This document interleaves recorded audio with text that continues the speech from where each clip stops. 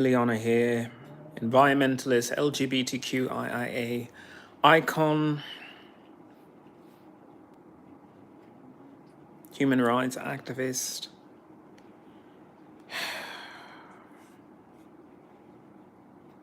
I had to take a mental health day these past 2 days because of all of what I'm dealing with and dealing with the Department of Veteran Affairs. I'm very lucky to have a service animal who is tireless and completely dedicated to her job of taking care of me, protecting me, when I can't even see straight because I have PTSD from military sexual trauma.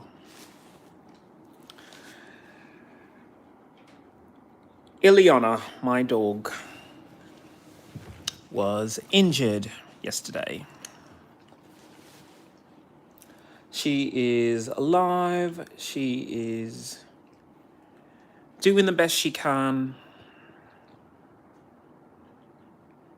considering the circumstances. But there is something wrong with the circumstances. The Department of Veteran Affairs and LACTA and Path Cotner manipulated me into moving into the East Los Angeles area. This animal has had to put up with so much trying to take care of me.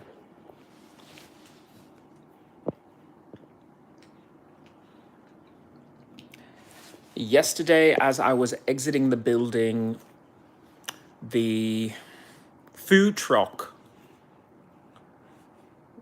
got on the loudspeaker and just started screaming out an order. And obviously, to anyone else but me, it wouldn't matter. It absolutely wouldn't matter. They would look at that and go, oh, who cares? But me, I have PTSD from female Master Sergeant Miranda sexually abusing me. I don't want to speak to any women. I don't want to be around women. I don't want any of that near me, because when I have that near me, it reminds me of being sexually abused by the United States Air Force at Lackland Air Force Base. So when I get hit with this woman on a loudspeaker blasting me as I'm trying to exit the building, I take off running. And this poor animal is doing everything in her power because she's been trained to. She's been trained to slow down, to stop, to halt, to prevent me from running into traffic. Because when I have PTSD, all I can think about is I have to get out of this situation. I have to get away from what is causing this PTSD trigger.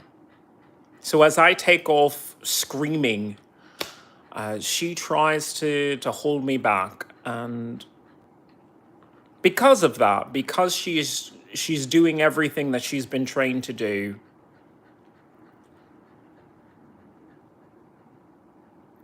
she injured her paw. And it didn't help that the minute I get to the restaurant, which I was trying to go to, they decide to clean the sidewalk with the most caustic materials ever. The root problem is the United States Air Force sexually abused me. And Skrillex person, I don't know who you are. You got 2 seconds before I bounce you. So I'm just not in the mood to deal with any stress or any trolling or anything like that, okay? I'm talking about my service animal being injured. And maybe you don't know what it is to be sexually abused, harassed, or raped by the United States government. But I do. And I've lost my entire family because of that. Because of the fact that I came back from the military 100% damaged person, but I didn't have my benefits. So I didn't have a private care physician. I didn't have the disability benefits to help out. I was just a burden to my own family. It's my sister's birthday and she hates me. She absolutely hates me because I couldn't help her. I couldn't do anything for her.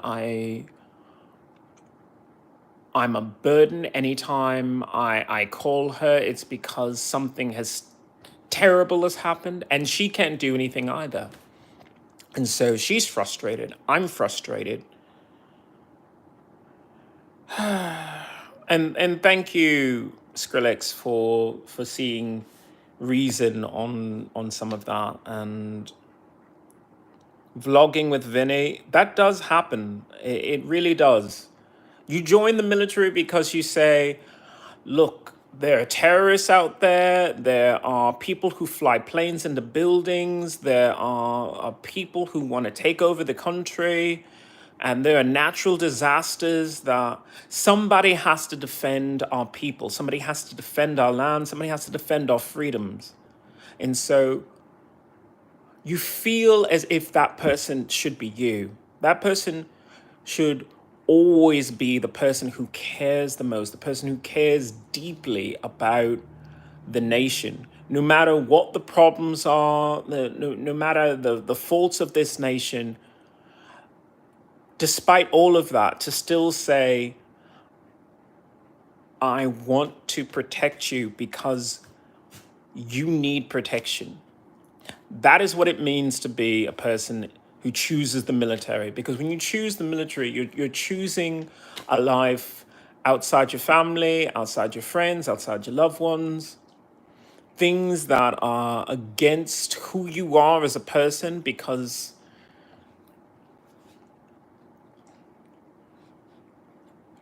the cost of freedom is so high.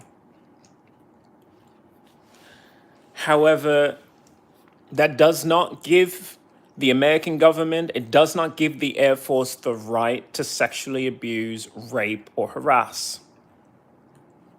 The United States Air Force forced me into a sexual encounter without my permission, without my consent. I have nightmares over that. I have a hard time even leaving my apartment because of the torture that the United States Air Force did to me.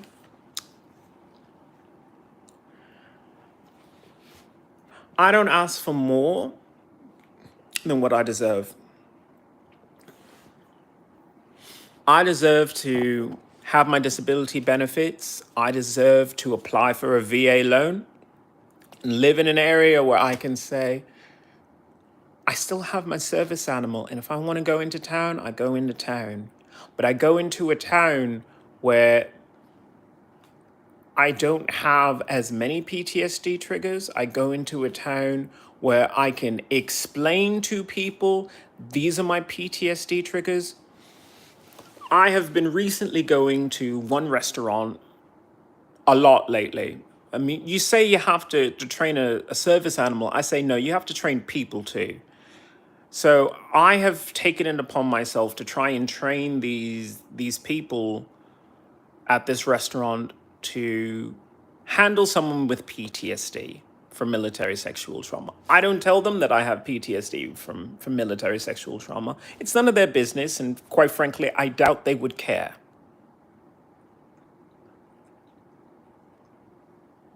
Be that as it may,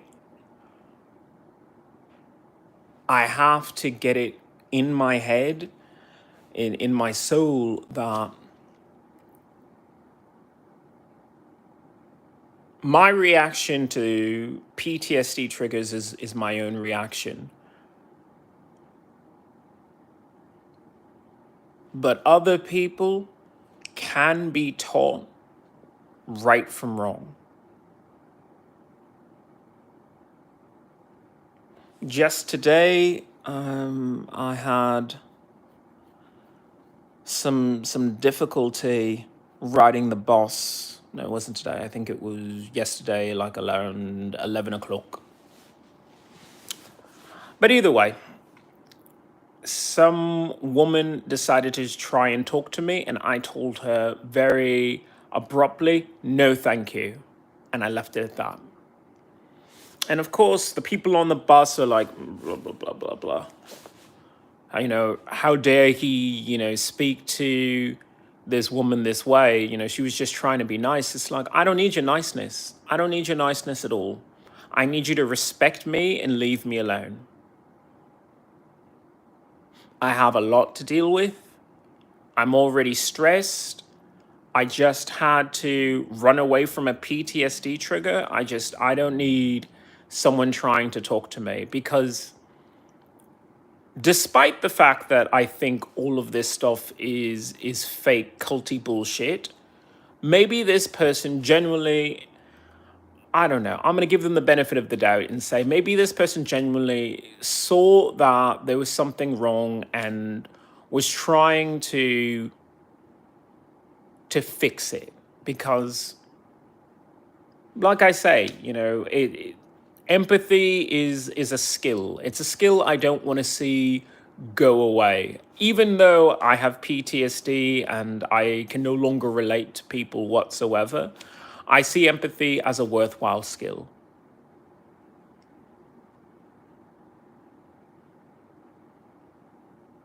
So when this person was trying to reach out to me, I wasn't rude about it. I just said,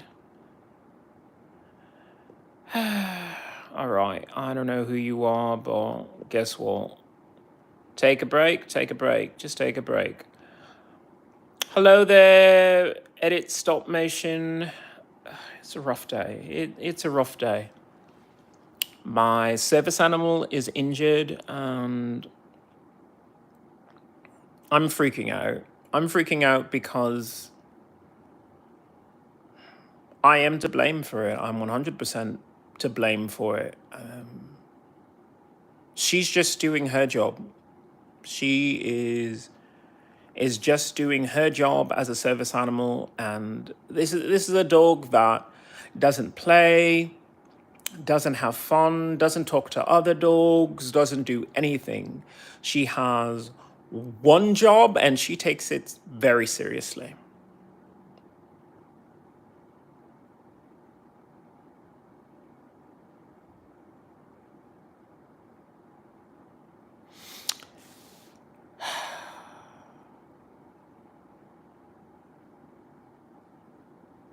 I spoke to the VA this morning and I just felt sick to my stomach. I felt sick to my stomach because I gave up everything for the United States government. I gave up everything to be a serviceman. And instead of a long career of honor and dedication to America, I was sexually abused by the United States Air Force. And now, instead of living a life, I have to call up the VA and say, what is going on with my disability benefits? I don't mind, because I know that I'm owed disability benefits. But it doesn't sit well with me that it is that difficult to get. It has been 6 years of being homeless, 6 years of drinking heavily, 6 years of drug use. I don't talk about that often because, I don't want to come off as some loser, but then again, I'm a disabled American veteran, so I guess I've always been a loser then.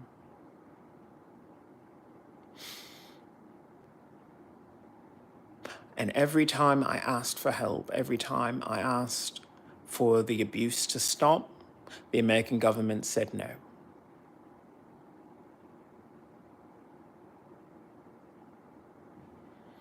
And now my poor service animal has an injured paw.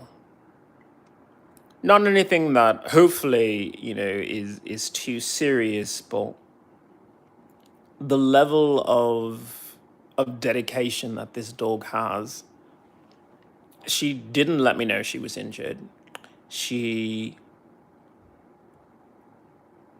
would not cry, would not moan, would not whimper, would not bark, would not do anything. She is extremely dedicated to her tasks, her duties, her job of being a service animal. Hello there, LY May. Hello. Nice to see you. Welcome to my chart. This is I Hate LA, Love Me Anyway. And I say I hate LA because I've been a victim of a hate crime twice in this neighborhood. I have an injured service animal because I'm parked next to a food truck who, for I want to say at least 7 hours, is a female screaming into a microphone. That's where the United States government, through all its manipulations, decided to move me to.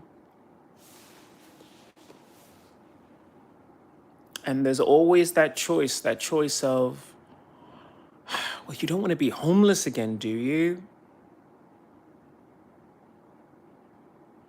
But now I'm looking at my poor service animal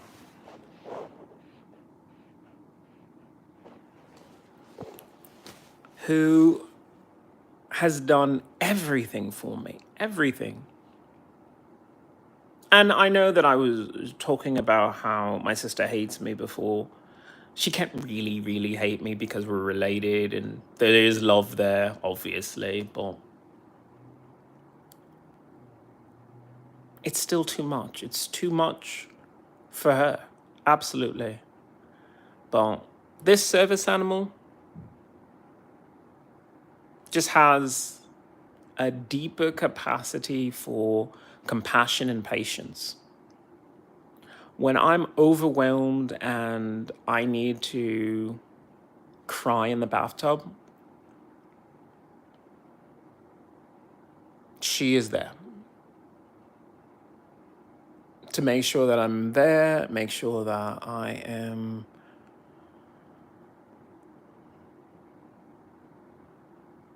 not harming myself, and also making sure that I don't slip. You know, she actually cleans up the water that spills up. So, I mean, talk about an amazing skill. She makes sure that I do not slip in the bathtub.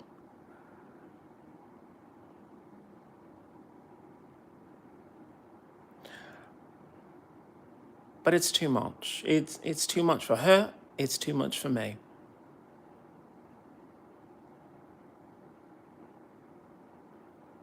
So I don't know where things go from here. I just know that I'm going to speak publicly about the abuse that the Department of Veteran Affairs puts veterans through. Because if this happens to me, it happens to all veterans. But not enough of us speak up about it. Not enough of us speak about how veterans are being treated in America. That we get a lot of thank you for your service, which really means thank you for doing something that I couldn't do. Thank you for being a meat shield while freedom is under attack. Thank you so much for dealing with physical and mental abuse so I wouldn't do that. That's what that means. It's nothing more than hollow words from cowards.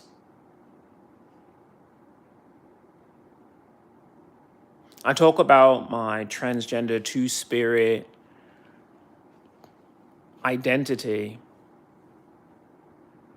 but there is so much strength within me. Today is Trans Visibility Day, so despite of everything, I was going to do some sort of recognition of it. I just wish it could have been something a bit more positive and upbeat. then I have an injured service animal who, despite everything, just wants to see me safe.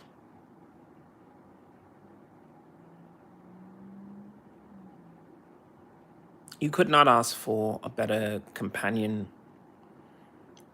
a better friend, and a better, just foundation to do something with. I have severe PTSD. Every time I go out, it drains me. It just makes me upset. I have to kick up my adrenaline to just ungodly levels because I have to think in my head, am I really going to have to fight someone? Am I really going to have to scream, no, don't touch me, as I had this weekend, because people try to illegally touch me on LA Metro, and LA Metro has to take their share of responsibility for that. Sure, I'm a disabled American veteran with PTSD from military sexual trauma, but your passengers have groped me, they have assaulted me. There's something wrong with LA Metro. There's something wrong with LA in general.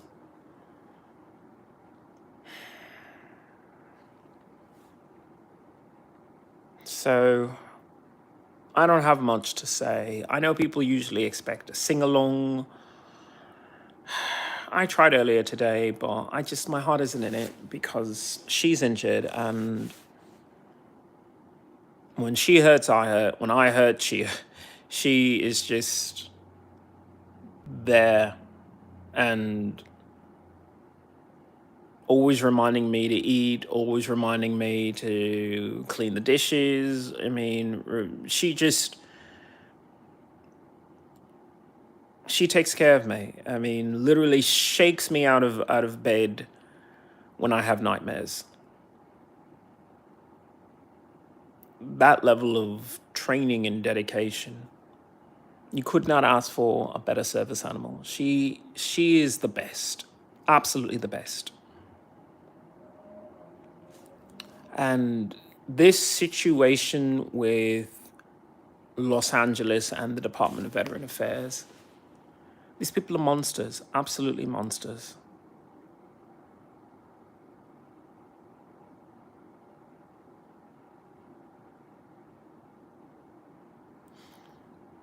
I need my disability benefits. I need my benefits so that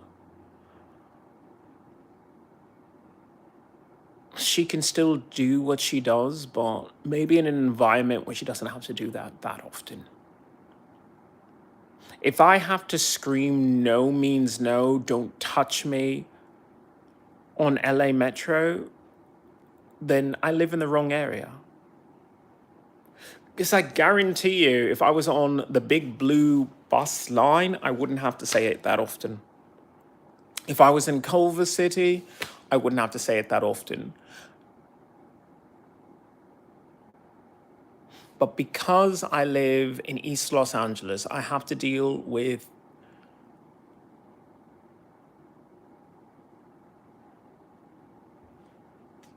just the worst people, just the worst.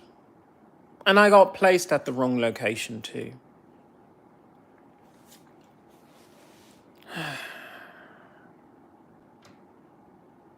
As always, when one of you is injured, my fan group, I always keep you in my thoughts, and keep IanXIlyana in yours, my magic dog. She has to get better. I have to believe that. So I'll be looking after her. I won't be doing as many podcasts. I have to make sure she's okay. So to my fans, thank you so much. Appreciate all your support and everything that you do. to remind me that there's still good in this world somewhere. But my priorities are pretty clear. She takes care of me all the time. Now I have to take a step back and take care of her. Thank you everyone for understanding.